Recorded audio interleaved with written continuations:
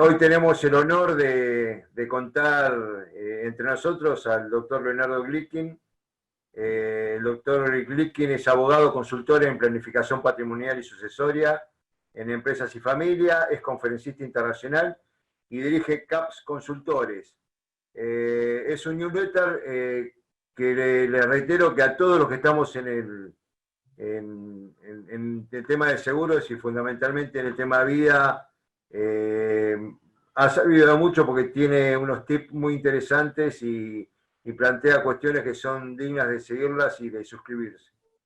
Él es abogado de UBA desde el año 1977, consultor en empresas y familias, instructor de la práctica de planificación patrimonial y sucesoria en Argentina, autor de los libros Manual de Planificación Patrimonial y Sucesoria para Asesores de Seguro de Vida, Iguales y Diferentes, Los Espacios de la Mujer en la Empresa de Familia, Los Hermanos en la Empresa de Familia, Exiting, El Arte de Dejar la Empresa sin dejar la vida, Pensar la Herencia, Matrimonio y Patrimonio, y de numerosos artículos académicos de divulgación de su especialidad.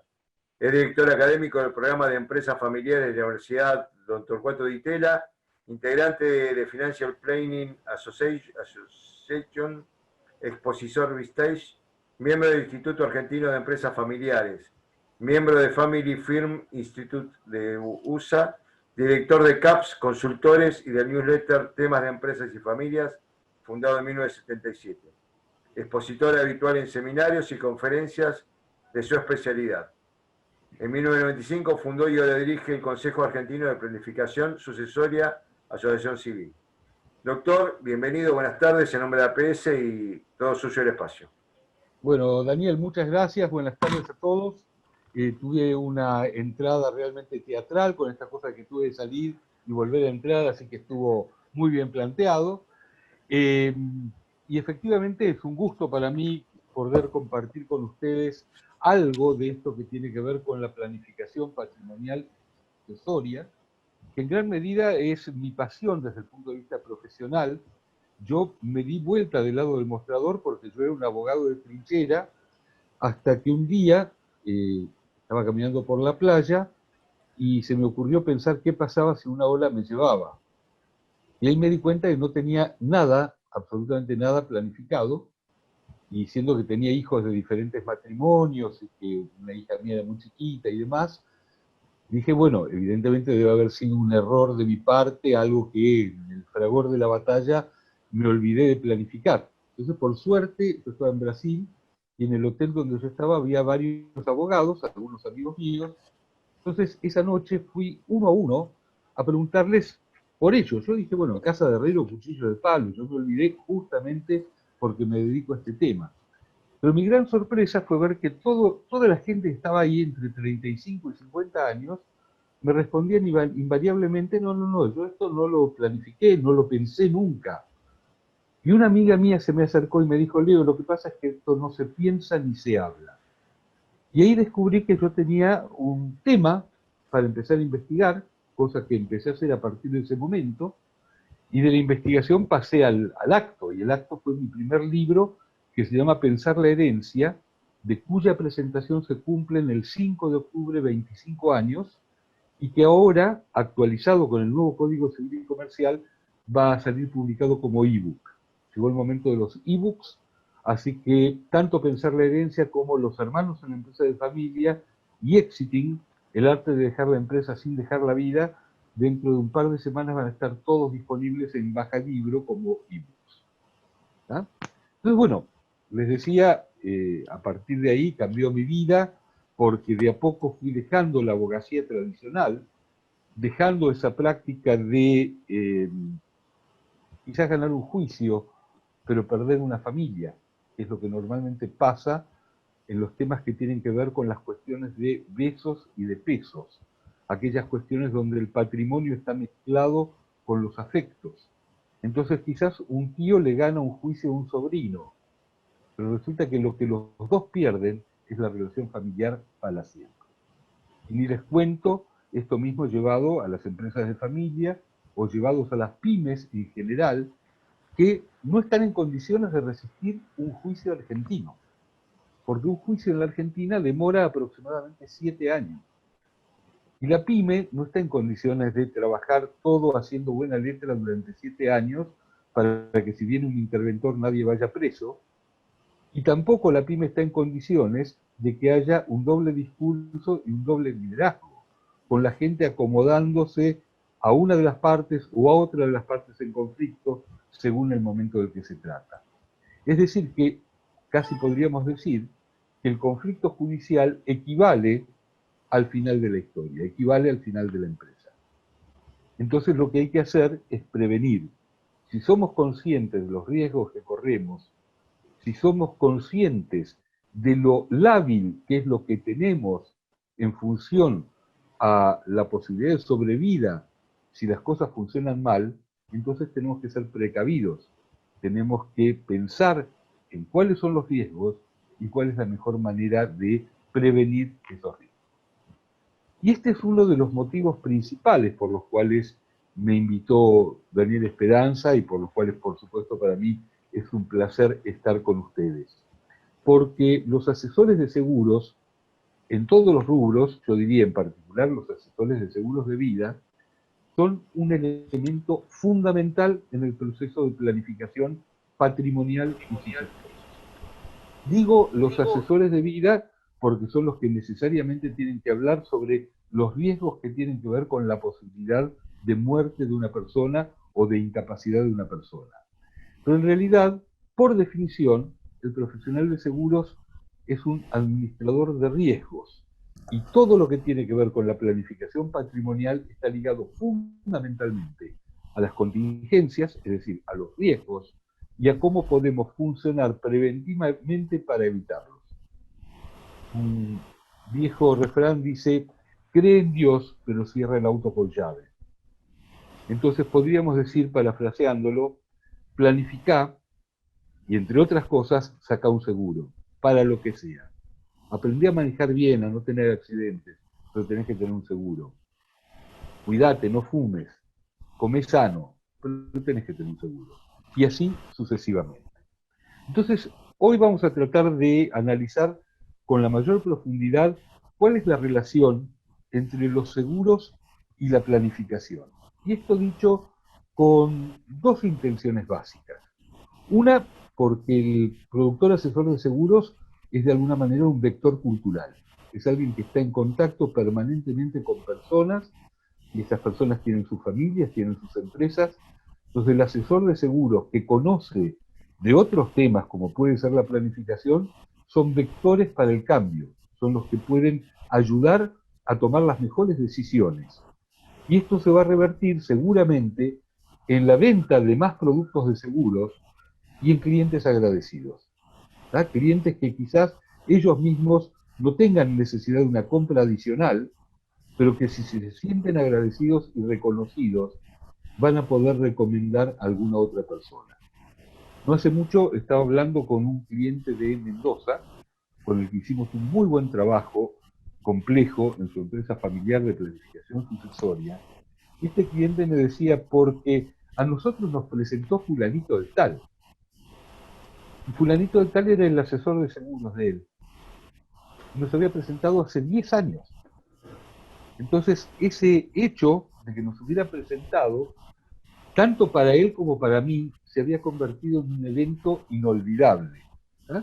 Esto es a veces el mensaje que podemos transmitir. El hecho de hacer el bien a quien lo necesita, justamente porque sabemos de qué manera lo podemos ayudar en función de esas necesidades. Necesidades que, como les digo, a veces van más allá del producto en sí mismo. Pero como están dentro del mismo campo, es como un ida y vuelta. Por un lado, recomendamos, aconsejamos, ayudamos a resolver una problemática, y por otro lado, nos ganamos la fidelidad y la confianza de ese cliente. Entonces, lo que vamos a hacer es ver este tema, lo hemos titulado Los 4 pilares de la planificación sucesoria y los asesores de seguros de vida. Vamos a ver cómo la planificación sucesoria tiene 4 fines básicos, cómo todo lo que nos podemos imaginar está dentro de esos 4 fines básicos, y que por lo tanto entender cuál es la situación en la vida de un cliente en base a muy pocas preguntas nos permite imaginar dónde está parado y consecuentemente qué podemos hacer para ayudarlo a pensar lo que le conviene pensar. Si esto fuera una charla presencial, les diría, si tienen cualquier duda, me interrumpen y lo conversamos en el momento, pero por Zoom eso es muy complicado para manejar, entonces les voy a proponer que me escuchen del principio al fin, pero que vayan anotando las preguntas que tengan y luego vamos a ir desbrozando todas las dudas o todas las propuestas que ustedes puedan tener.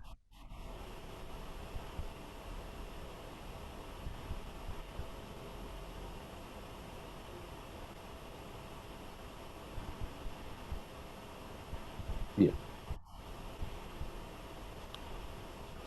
Entonces, como les decía, el título es Los 4 pilares de la planificación sucesoria y el rol del asesor de seguros.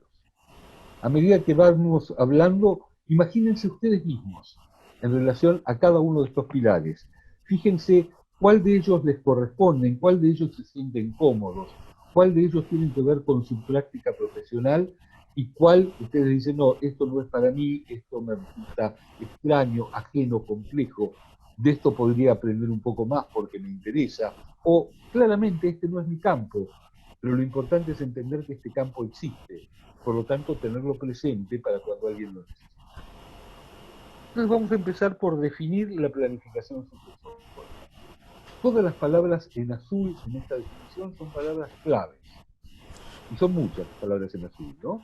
Entonces decimos que la planificación sucesoria consiste en las estrategias que permiten una transmisión hereditaria basada en los intereses y deseos del heredante y las necesidades de su entorno afectivo en un marco de equidad. Voy a empezar con una palabra que ustedes no conocen, que es la palabra heredante. Heredante efectivamente es un neologismo que se me ocurrió a mí cuando me di cuenta de que recorriendo el Código Civil aparecía el nombre del difunto, el nombre del causante, el nombre del testador, que era cuando el futuro causante hacía un testamento, el nombre del donante, el nombre del fiduciante. Todas estas eran diferentes medidas de planificación sucesoria que podía adoptar una misma persona. Y cuando el pobre Vélez Arfiel quería mencionar a esa persona, hablaba del causante, hablaba del difunto, y en algún lugar del código que se siente encerrado, habla del futuro difunto. Bueno, todo eso nosotros lo podemos denominar heredante. Es aquel que algún día va a ser heredado y que es consciente de eso, que sabe que tiene derechos, pero que también tiene obligaciones, y que por lo tanto encara responsablemente su planificación sucesoria. ¿Y la planificación sucesoria qué es? Es pensar en dos situaciones.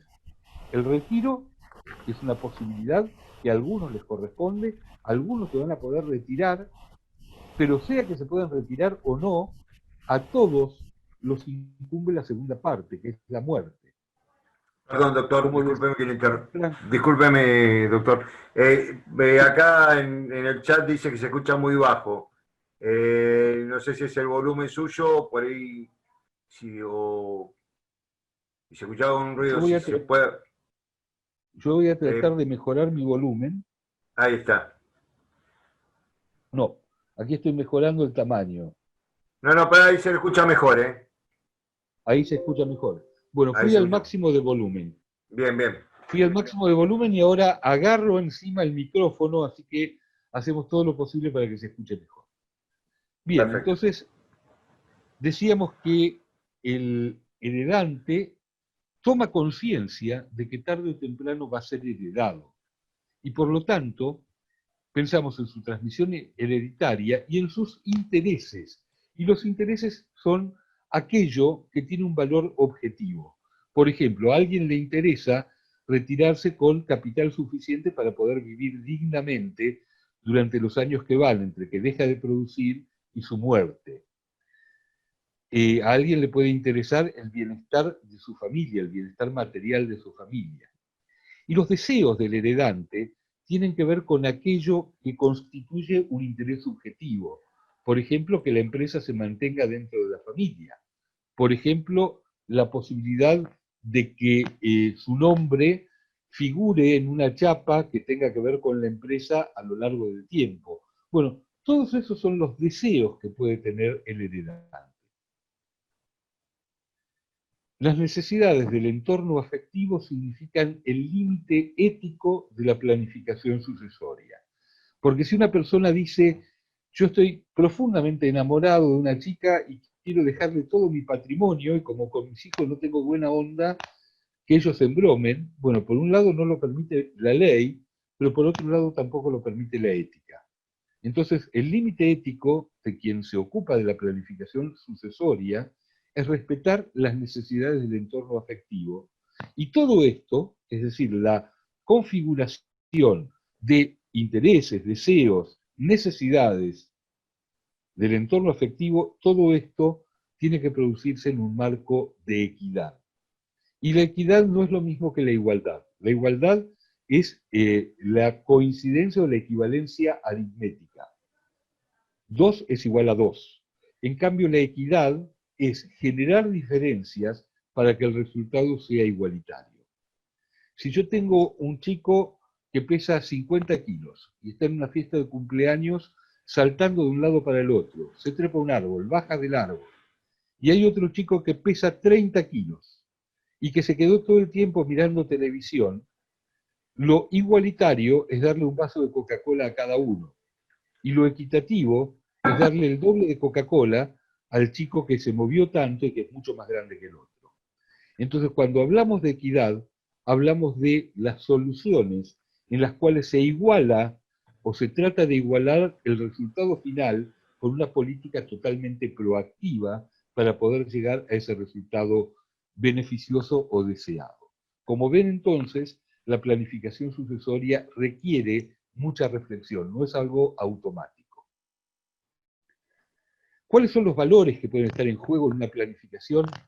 La tranquilidad económica frente a una contingencia, la seguridad para la vejez, los recursos materiales para evitar conflictos, la conservación de la empresa en la familia propietaria, la preservación de una empresa frente al fallecimiento de uno de los socios. Y aquí no es que se conserve en la familia, aquí es que se conserve la empresa y probablemente no en la familia. La memoria de la familia o de la comunidad. Y la planificación patrimonial es un conjunto de estrategias y tácticas que permiten la administración del patrimonio para lograr los fines de su titular en función de la situación cambiantes de la vida. Y esto lo vamos a ejemplificar así. En la pareja, la decisión de casarse, en su caso la elección del régimen de comunidad de bienes o de separación de bienes, la decisión de convivir sin matrimonio, en su caso suscribir un acuerdo convivencial o no, divorciarse, tener hijos o decidir no tener hijos, el acuerdo respecto de la educación de los hijos, el acuerdo respecto de la orientación religiosa de los hijos. Fíjense cuántos temas tenemos nosotros para plantearnos en un proceso de planificación.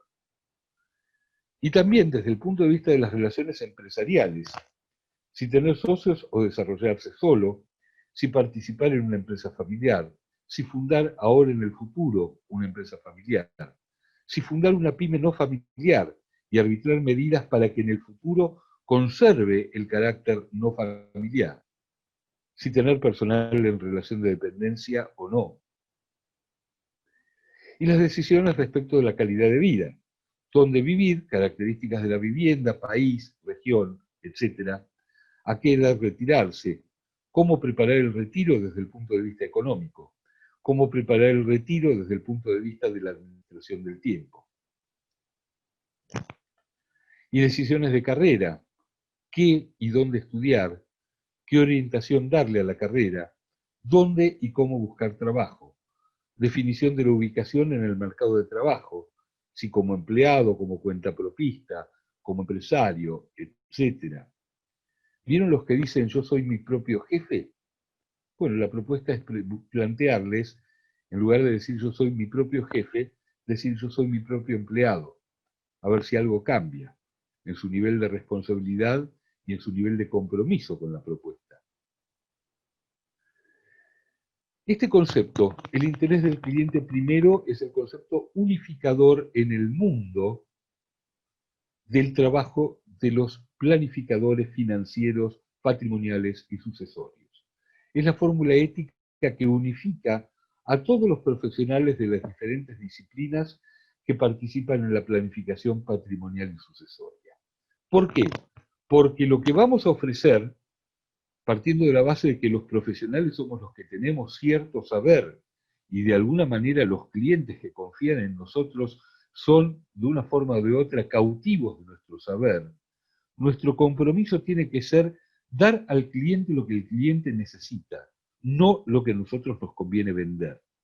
Por eso les adelanto, es tan importante el trabajo en red profesional.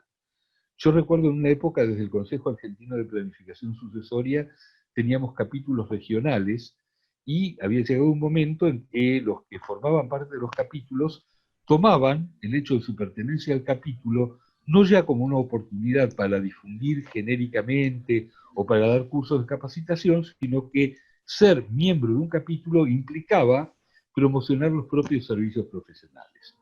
Y me vienen a ver dos abogadas de Córdoba que tenían interés en el desarrollo específicamente del tema divorcios. Y yo veo el currículum de ellas y del currículum surgía que las dos eran mediadoras. Entonces les pregunté, muy bien, y en caso de que la mediación fracase, ¿quién en el capítulo se va a ocupar de los juicios? No, no, nadie, nosotras vamos a tratar de lograr acuerdos en la mediación. Le dije, bueno, lamentablemente ustedes no pueden ser las fundadoras de este capítulo, porque ustedes lo que van a terminar haciendo es iatrogenia. Ustedes van a vender acuerdos con forceps muchas veces cuando los acuerdos no son posibles. Y lo que está buscando el cliente es una solución duradera, no que cada uno le venda lo que tiene para vender. ¿Ah? Entonces, de ahí la importancia del trabajo en red, de ahí la importancia de que el público pueda recibir todo lo que necesita para resolver sus problemas y no solamente lo que un profesional le puede dar. Hoy leí un meme de estos que andan circulando, me pareció excelente y propio de estos que estamos hablando. Aparece la siguiente pregunta: ¿querés salvar la relación y no sabés qué hacer? Esa es la pregunta en grande. Y la respuesta: nosotros tampoco, pero podemos ayudar a que te mudes.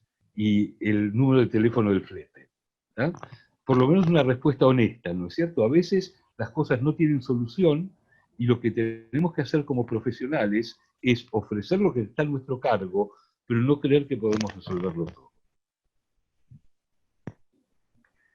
Bueno, la planificación patrimonial y sucesoria es una estrategia de diferenciación del asesor de seguros, porque permite abarcar amplias necesidades, deseos y expectativas, y permite el trabajo en red con otros profesionales.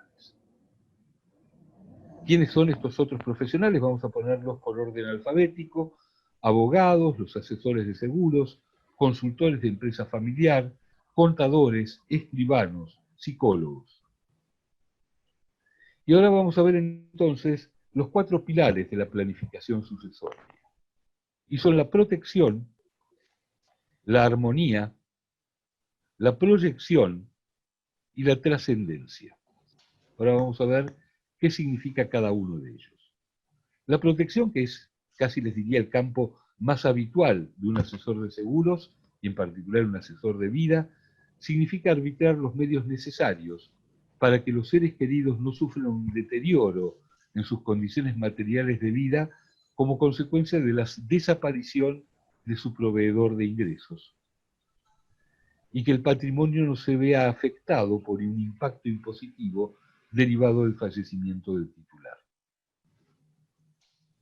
La armonía implica definir los principios éticos del heredante, que en general se fundan en mantener la igualdad entre los hijos, propender a la equidad tendiendo a compensar situaciones de diferencia, premiar el evitar conflictos entre los miembros de la familia, y esto implica mayor esfuerzo de algunos sujetos o familiares, compensar por la presencia y asistencia recibida, en especial en la vejez o durante una enfermedad, darle más a alguien, porque ese alguien tiene un merecimiento especial para eso.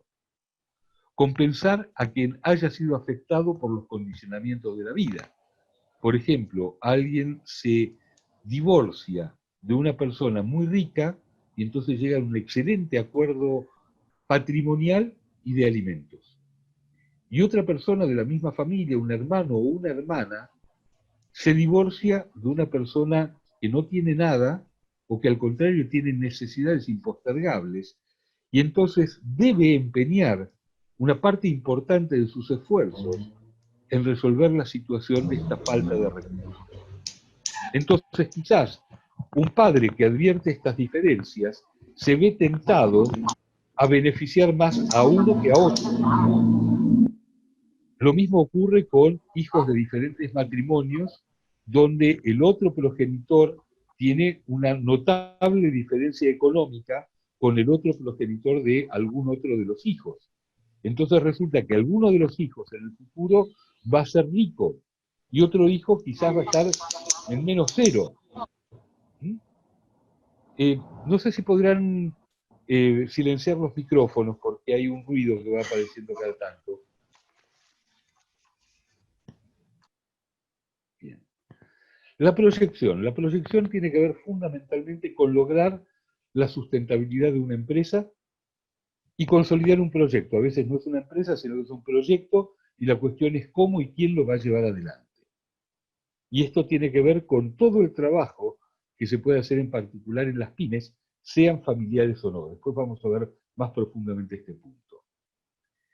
Y la trascendencia implica realizar un aporte de valor para que la memoria permanezca viva en la familia, en la comunidad, en alguna persona en particular. Me ha pasado, por ejemplo, algún abuelo de plantearse especialmente que una parte de su patrimonio tiene que ir para los nietos, pero no por desconfianza a los hijos, o no porque los nietos tengan alguna necesidad económica, sino porque desean que una parte económica del patrimonio vaya en forma directa a los nietos, como parte de la relación nietos-abuelos. Es decir, que muchas veces cuando estamos pensando en este tema de la trascendencia, ya los temas relacionados con la armonía familiar o con la protección están totalmente superados. No estamos hablando de plata, estamos hablando de símbolos. Y para quien superó las cuestiones de plata, los símbolos son imprescindibles. Puede ocurrir, bueno, si uno recorre hospitales o museos en Estados Unidos, va a encontrar que cada sala tiene el nombre de una persona o de una pareja, porque en realidad cada sala está esponsoreada por una familia. Lamentablemente en Argentina no tenemos ningún mecanismo de beneficio impositivo que permita estimular este tipo de actitudes. ¿Para qué sirven este tipo de actitudes? Fundamentalmente para que no todo el bien público dependa de una función del Estado, que no toda la solidaridad, entre comillas, sea un acto compulsivo a través de un impuesto, que haya un espacio para la decisión razonablemente libre por parte de las familias. Digo razonablemente libre porque hay incentivos fiscales para hacer este tipo de donaciones o de legados. Es decir, nadie lo hace solamente por su vocación de bien público, pero en realidad lo que hace el Estado es incentivar este tipo de actos a través de reducciones impositivas. Bueno, hay seguros especiales para la planificación sucesoria. Por ejemplo, el seguro de vida por alimentos cesantes. Esto es poder cubrir los alimentos que no va a pagar una persona obligada a alimentos en caso de fallecer, y cómo eso puede implicar dejar en la indigencia a sus hijos menores, a algún hijo con discapacidad o quizás a los padres muy mayores.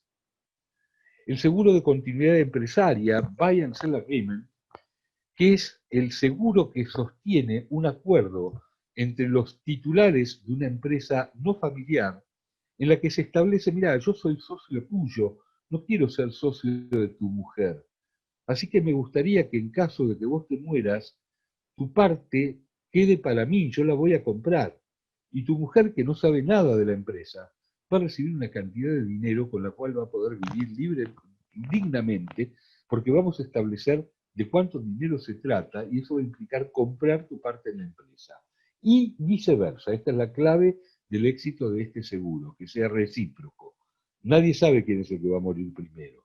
Entonces el seguro se saca para que la empresa quede en cabeza de los sobrevivientes socios y no de los sobrevivientes familiares.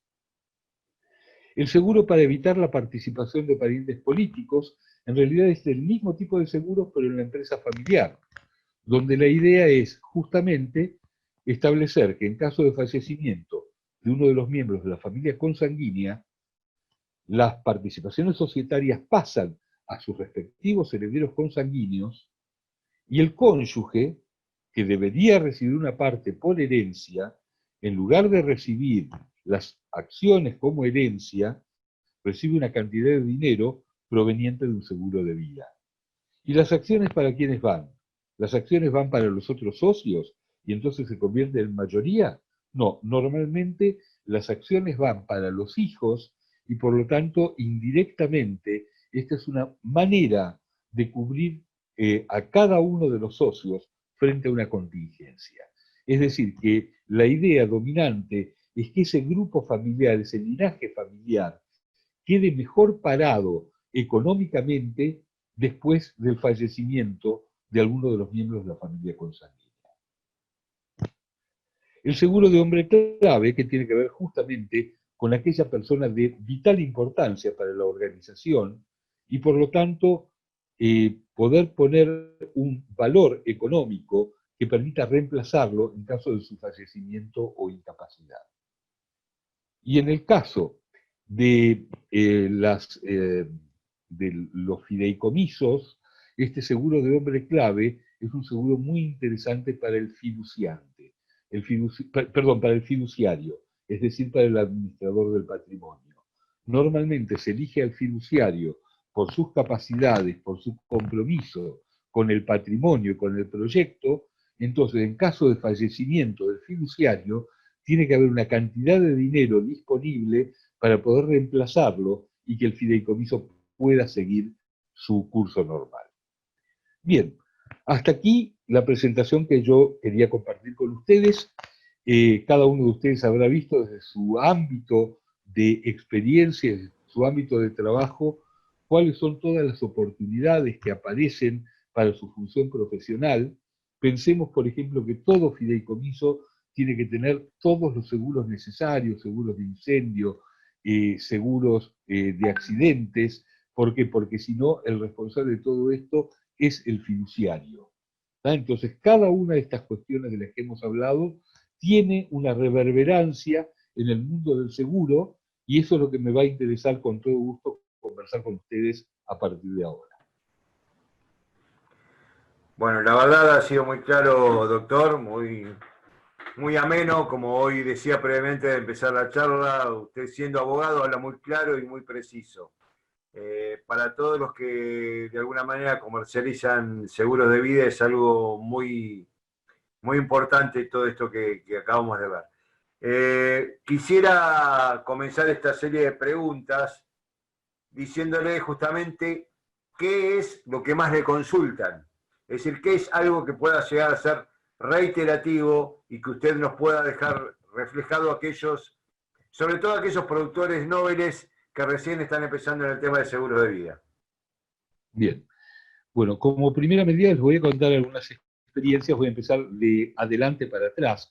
Yo actualmente dedico la mayor parte de mi tiempo al tema empresas familiares. Yo me dedico a organizar protocolos de empresa familiar y en ese marco, a lo largo de un año de trabajo, habitualmente vamos desarrollando todos los temas que tienen que ver con el traspaso generacional y con los mecanismos para evitar conflictos y resolver contingencias.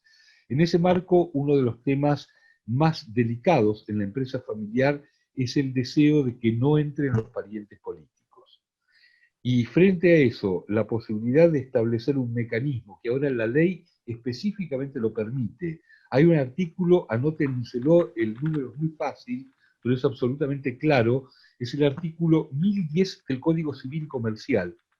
Y este artículo es el que le da pleno valor y plena validez a estos acuerdos de continuidad empresaria en algunos de los cuales, como les decía, es factible establecer que no van a entrar los parientes políticos, sino que su parte va a quedar para los consanguíneos, y el pariente político no es que queda desplazado, sino que recibe una cantidad de dinero proveniente de un seguro de vida. ¿Ah? Entonces, yo les diría que en la empresa familiar esto es una de las consultas principales.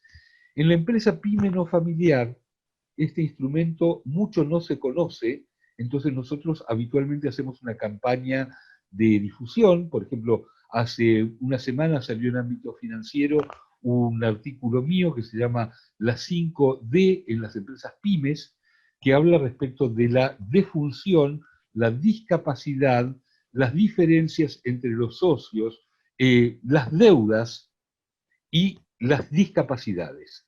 Estas son las 5D en las empresas de familia y en las empresas pymes no familiares, y casi les diría que esta es la clave respecto de lo cual hay que poner mucha energía para poder resolverlas, y es prácticamente una incumbencia para los asesores de seguros.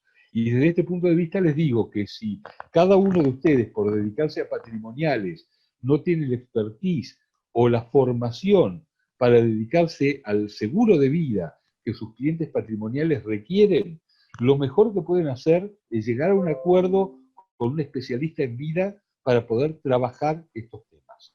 Y esto que yo les estoy planteando es absolutamente fundamental en términos de dar un servicio de excelencia. Luego, por supuesto, está la posibilidad de trabajar con parejas en crisis, y ahí los seguros que tienen que ver con los alimentos son absolutamente clave en este momento, que hay tanto acuerdos convivenciales como acuerdos de ruptura convivencial, cosa que hace apenas 5 años no existían. Esto es todo un campo nuevo para trabajar. Y el tema de los acuerdos reguladores del divorcio, donde, a diferencia de lo que ocurría con el viejo Código Civil, lo primero es resolver los temas patrimoniales y después se va a los temas personales. Esto es importantísimo en función al rol del asesor de seguros. Es decir, darse una estrategia de conversación con operadores del derecho, estos con abogados, con asesores de menores, con jueces, con abogados de menores, con representantes de cada una de las partes. Esto es clave porque hay un terreno muy importante con el cual se puede trabajar. Y detrás de ese seguro de vida seguramente vienen los seguros patrimoniales. ¿Ah? Desde el punto de vista, yendo un poco más para atrás, en mis vidas anteriores, en los temas que yo trabajaba antes, que tenían mucho que ver con la planificación sucesoria personal, muchas veces ocurría que quien venía a la consulta ya no era asegurable, porque solían venir a la consulta personas muy mayores, ¿no? Por esta cosa de que en la Argentina no hay una cultura de la planificación. Los que enfrentan muchas veces una planificación sucesoria son personas de más de 70 años. Por lo tanto, en muchos casos no son asegurables. La clave está muchas veces en generar reuniones con la siguiente generación, porque yo les diría que con decisiones autónomas del heredante, totalmente desprendidas de la conciencia social de su grupo familiar, no llegamos a nada. Nosotros lo que necesitamos es familias unidas, y para eso es necesario escuchar a la segunda o la tercera generación. Entonces, desde ese punto de vista, sí aparecen personas que son asegurables y personas que, sobre la base de una relación de confianza, pueden confiar no solamente en su seguro de vida, sino también en sus seguros patrimoniales. Bien. ¿Respondí de alguna manera a la pregunta? Daniel. Sí, estoy leyendo las preguntas. Solicito que bien, Alfredo, si vos ves que levantan la mano o algo. Sí, sí, Eduardo. Sí, si no, lo ponen por el chat y las mencionamos. Dale, Eduardo. Leonardo, te quería preguntar, ¿nos escuchás? Sí. Te quería preguntar, y en base un poco a la experiencia de los que llevamos unos cuantos años en esto, recuerdo yo haber trabajado con equipos de seguro de vida, del Vida Universal, que existía y se comercializaba tanto en aquella época, vinculado a lo que es la inestabilidad económica de nuestro país. ¿Qué comentario nos podrías hacer sobre esto? Porque la verdad que ha sido en alguna época, por lo menos fue la experiencia mía personal, bastante frustrante en aquella época y en principios del 2001, cuando el país tuvimos la crisis que tuvimos. Muchísimos de los productores que vendían seguros de vida con fondos de ahorro de compañías que se retiraron del país o que no tuvieron continuidad, encontraron frustradas o vieron frustradas muchas de las promesas que se le habían hecho a los clientes. ¿Cómo manejás la inestabilidad económica de nuestro país? En principio yo creo que las compañías de seguros han sido muy débiles frente al Estado, no han defendido la posición de los asegurados, y esto no lo digo solamente respecto del 2001, lo digo respecto del presente, porque en realidad los seguros de vida tienen un alto componente de inversión obligatoria en bonos del Estado, y esto las compañías de seguro lo han convalidado a partir de no hacer una verdadera campaña para demostrar el sinsentido de la cuestión. Y esto es una de las trampas lamentablemente de fondo que tiene todo lo que tiene que ver con el ahorro en la Argentina. Con la parte de seguro en particular, las reglas son, yo les diría ahora, en este momento, un poco más claras porque en la práctica los seguros están especificados. O sea, en todo caso tienen el dólar como moneda de estabilización, es decir, como moneda de actualización, y se actualiza con el mismo criterio, la prima y el beneficio. Pero desde ya que no es satisfactorio para un asegurado que se aseguró hace 15 años y creyó haberse asegurado en $100.000, con suerte en este momento lo que tiene es un seguro de $40.000. Por el que paga, esto hay que reconocerlo, el que paga por lo menos una prima mensual que también se ha especificado en la misma proporción. Pero en relación a lo que debería ser un seguro de vida, lamentablemente es uno de los campos en los cuales, al no respetarse la intención de los asegurados, se está de alguna manera perjudicando a un mercado que podría ser mucho más rico de lo que es. Muy bien, gracias. ¿Alguna otra pregunta de algún participante?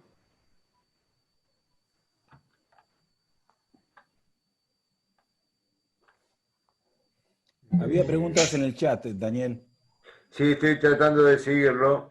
No, esa pregunta no se mantienen actualizados, se mantienen actualizados con el dólar oficial, que no tiene nada que ver con la realidad en momentos como este. Yo, Daniel, quería hacerle una pregunta al doctor, si es posible, que va, que va en línea con lo que acaba de decir Eduardo. Por supuesto que primero le agradezco, ¿no?, la exposición, en segundo lugar su calidad como expositor, pero yo estoy un poco, es como que lo que preguntó Eduardo me falta la segunda parte. Yo coincido plenamente con la explicación del doctor, pero me lleva a pensar esto, que hoy como asesores de seguro, como analistas de riesgo, deberíamos concentrarnos, doctor, no sé qué piensa usted, exclusivamente en la protección. Y en todo caso, cuando se trate de planificación financiera, me parece que se abre un campo muy, muy áspero, y más que nada en este momento en la Argentina, donde cuando hablamos del mundo financiero estamos haciendo referencia al dinero en función del tiempo, y nos llevamos por delante que el tiempo en la Argentina, 48 horas para invertir, es larguísimo plazo. Hoy, por ejemplo, es una locura. Hoy, una pavada le cuento, pero para comprar una luz de bicicleta los importadores no la vendían porque no tenían precio de oposición. Entonces me parece que deberíamos centrarnos más que nada en la protección, le diría casi instantánea, y no sé cómo atender el retiro hoy, porque si bien conozco varios planes, ninguno me garantiza nada, lo que garantizan es vergonzoso. Les voy a contar algo personal. Cuando yo empecé con la planificación sucesoria, lo primero que hice fue ir a un congreso de planificación sucesoria, y me aburrí como una ostra, porque resulta que en Estados Unidos la planificación sucesoria está ligada específicamente al tema impuestos. Cómo engañar al tío Claro, Sam y pagar lo menos posible. Entonces, ahí me recomendaron, ahí mismo en ese congreso, me dijeron, ¿y por qué no probás por el lado de la planificación financiera? Porque efectivamente, financial planning es la rama que en Estados Unidos, y yo les diría en la mayor parte de los países del mundo, se dedica a eso que yo en la Argentina llamo planificación sucesoria. Y efectivamente yo fui miembro, y soy miembro de la Financial Planning Association, pero la diferencia entre mi membresía anterior y mi membresía actual es que yo durante un largo tiempo fui miembro con la intención de planificar, de practicar la planificación financiera en la Argentina. Y en un momento me di cuenta de que eso era prácticamente imposible. Es decir, que la manera de aportar valor era olvidarme, yo que tenía esa posibilidad por los ámbitos en los que me movía, olvidarme del tema económico financiero y dedicarme a otro tipo de cuestiones, como son los temas que tienen que ver con las emociones en una empresa de familia, con la organización en sí misma, con la posibilidad de continuidad de la empresa a lo largo del tiempo, con los modos de llegar a acuerdos entre los miembros de la familia y demás. Y se produjo una situación mágica. Resulta que el empresario argentino no quiere hablar de plata con ninguno de sus asesores, salvo que sea el asesor específico del área financiera.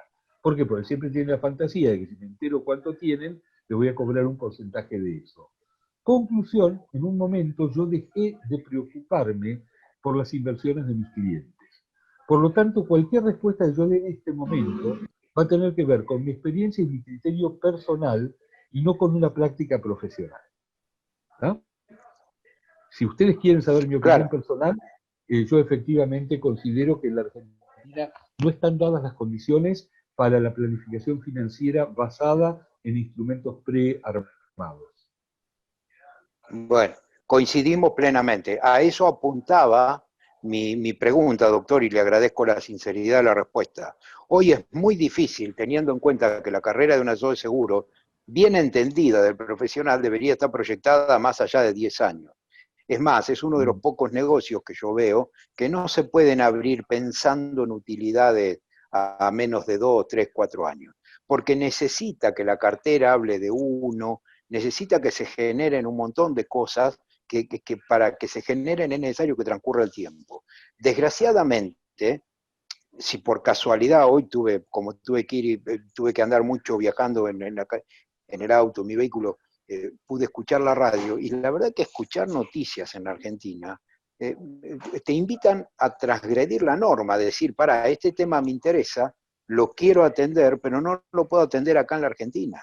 Entonces es muy grave la necesidad y tener esa inquietud adentro de decir, no, pero yo no puedo abonar la idea de cometer un delito, inducir a mis colegas, yo soy organizador de seguro. Es más, lo combatimos dentro de esta asociación en la que usted está disertando en este momento, de que queremos cada vez estar más cerca de la norma, y la verdad que le hago una confesión, yo enfrento un problema porque los clientes, y empecé en vida, hace muchos años, hace más de 20, empecé en vida con ahorro, los clientes adelante mío, en la carátula de las pólizas, en carpetas divinas, ponían mi teléfono particular.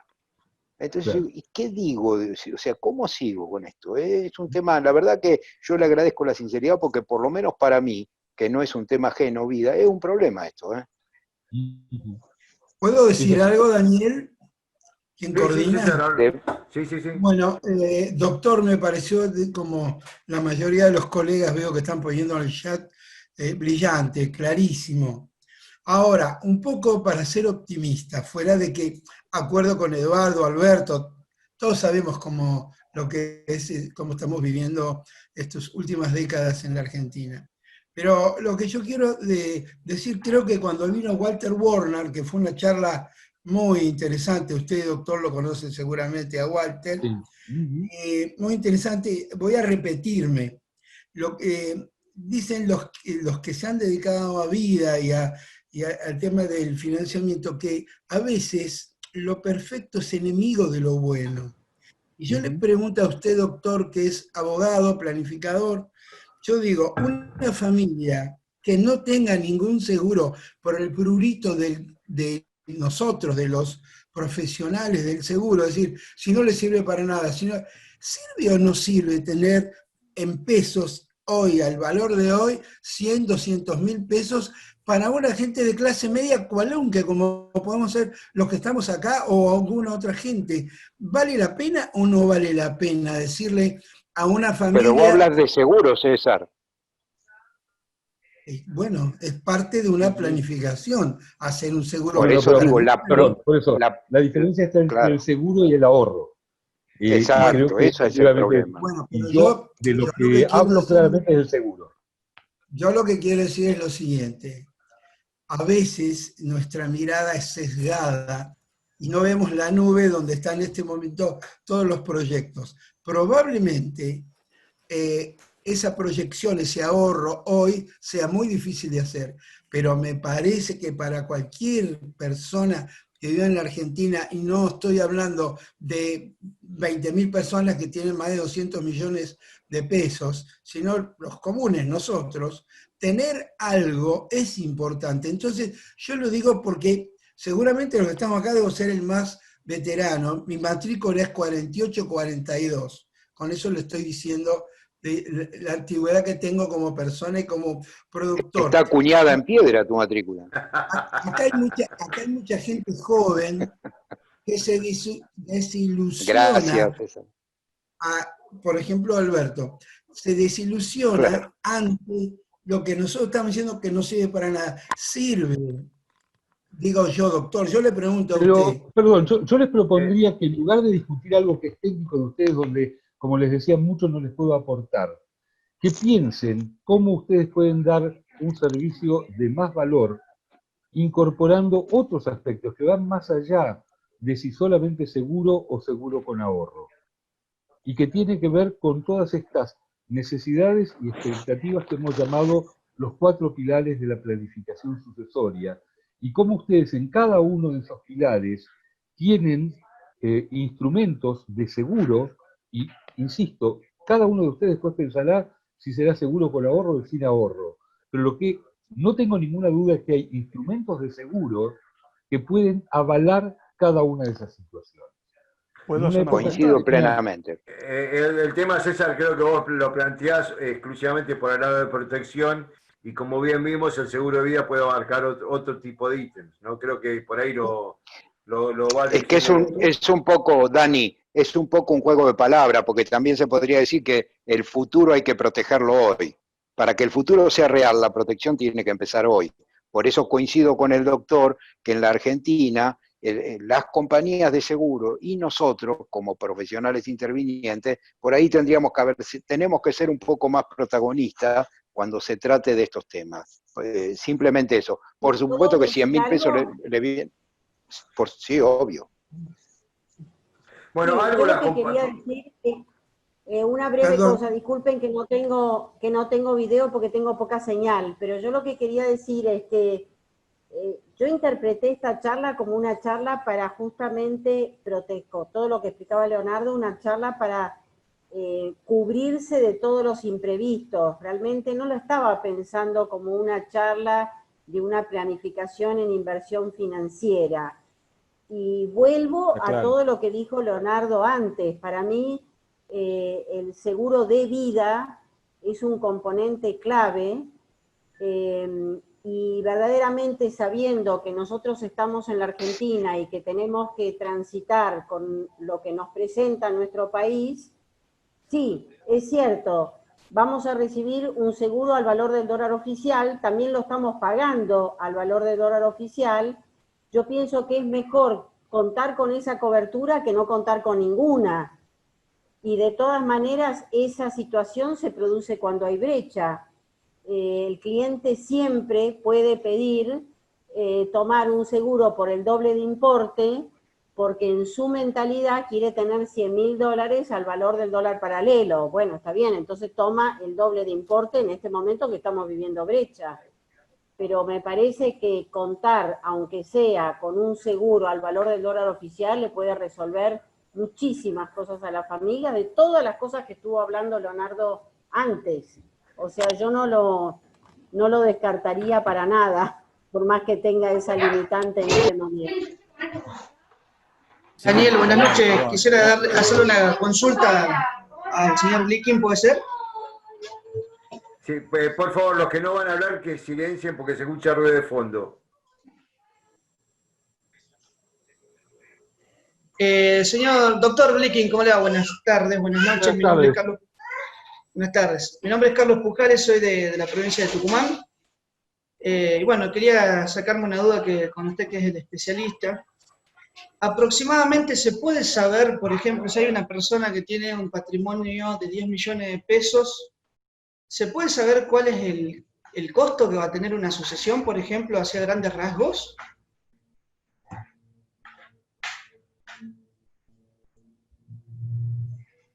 Depende de la provincia, porque hay provincias que tienen impuestos sucesorios y otras que no lo tienen. A su vez, en las provincias que hay impuestos sucesorios, ciertos bienes están exentos del impuesto sucesorio, como por ejemplo la vivienda, hasta cierto valor de la vivienda, y en algunos casos hay algún proyecto respecto de las acciones de las empresas de familia. Entonces, cada provincia tiene una realidad diferente. Ahora, como genérico, para decir algo de tanto a tanto, yo diría que entre el 6 y el 15% del patrimonio.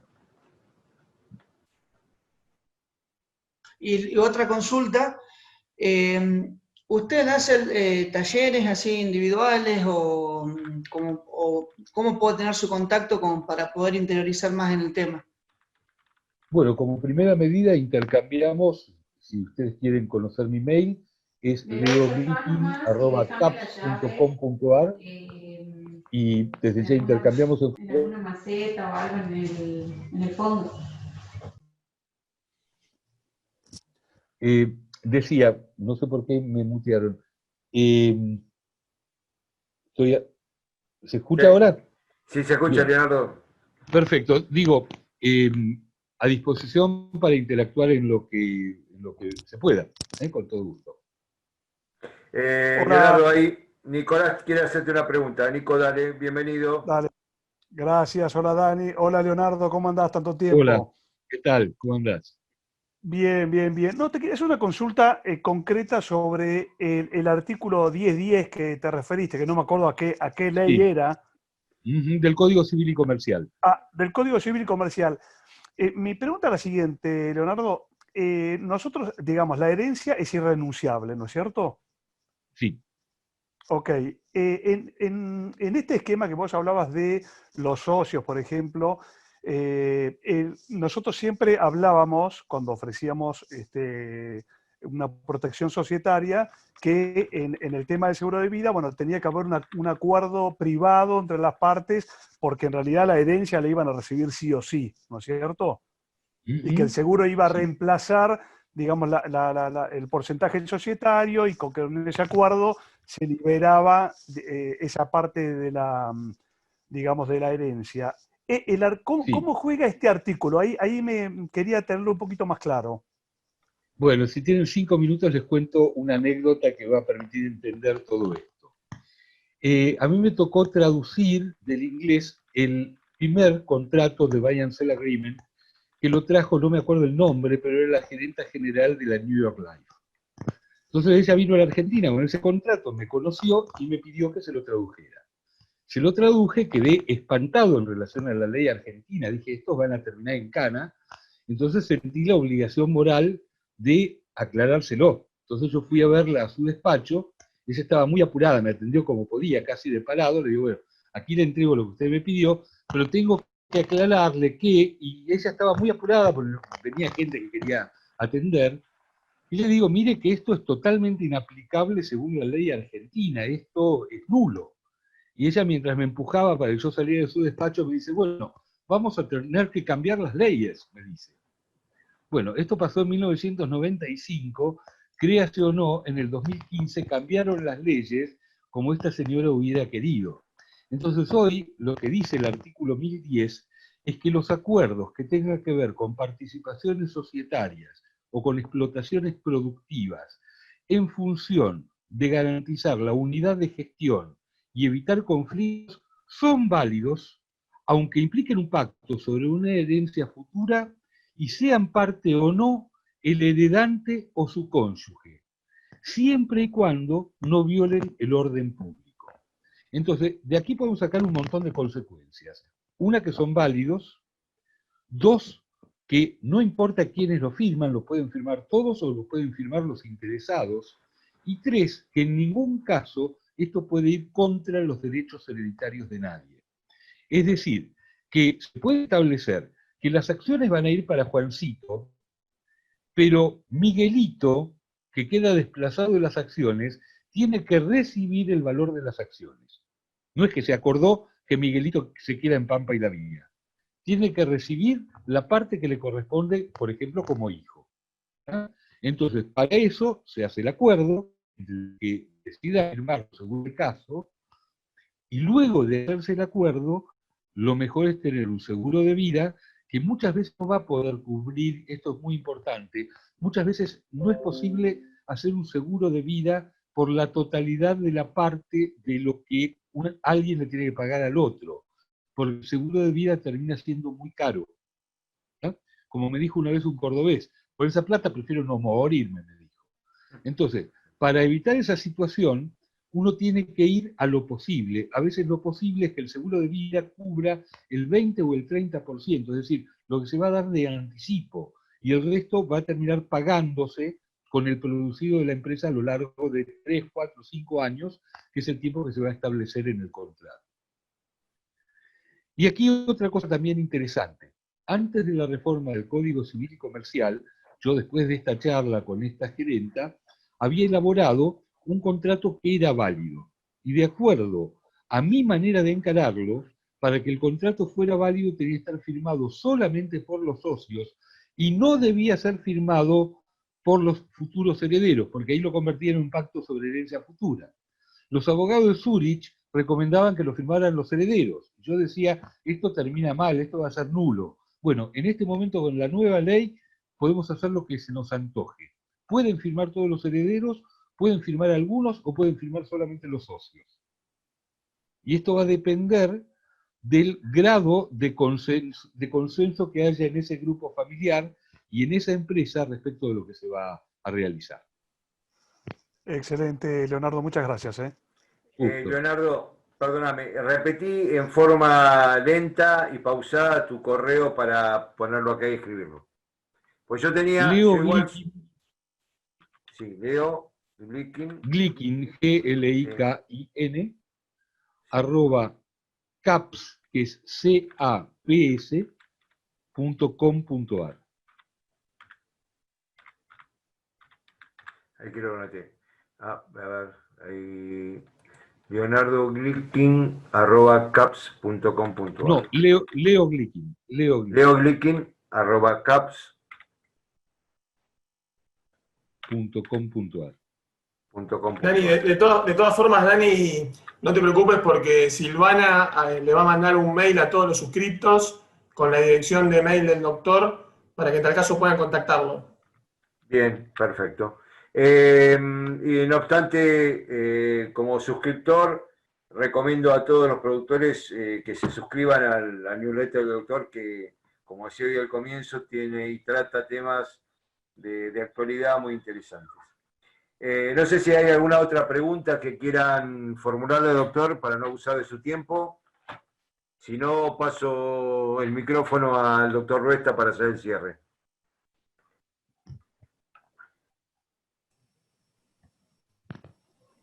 Bueno, Eduardo, te doy la palabra. Bueno, buenas noches a todos los profesionales y a todos los colegas que nos acompañan hoy. Muchas gracias por la presencia. Realmente interesantísima la charla, de muchísimo nivel. Leonardo, te agradecemos, te reitero, en nombre de APS el agradecimiento.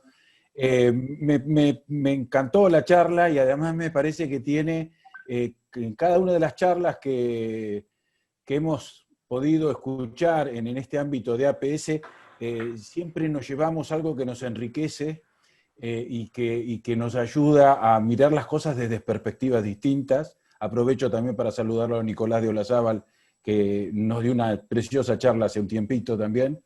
Y bueno, Leonardo, nuevamente agradecerte la presencia. Realmente empezaste con un concepto que es tan común a los productores de seguros, que es la prevención de riesgos.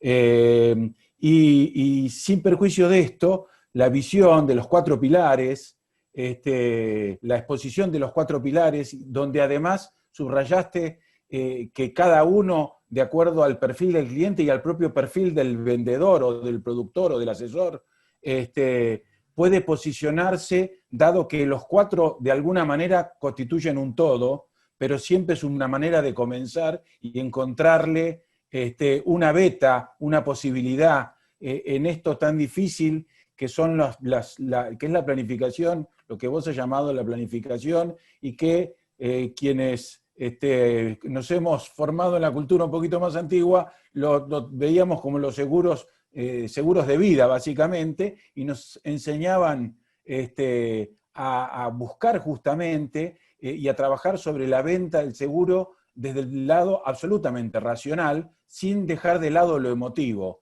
Yo creo que es la venta, lo que ahora se llama planificación, realmente creo que es la venta racional más difícil, porque insisto, no porque sea meramente racional, sino porque necesita cubrir aspectos emotivos, emocionales, aspectos que hoy vos señalaste, como dijo Daniel, de una manera absolutamente sencilla, pero que obviamente hay que tener los conocimientos que tenés vos para poder exponerlos de esta manera, para que parezcan sencillos, algo que tiene un trasfondo muy importante y que tiene una profundidad en cuanto al análisis de las situaciones que realmente nos ha enriquecido a todos esta noche. Así que, Leonardo, en nombre de APS te damos las gracias.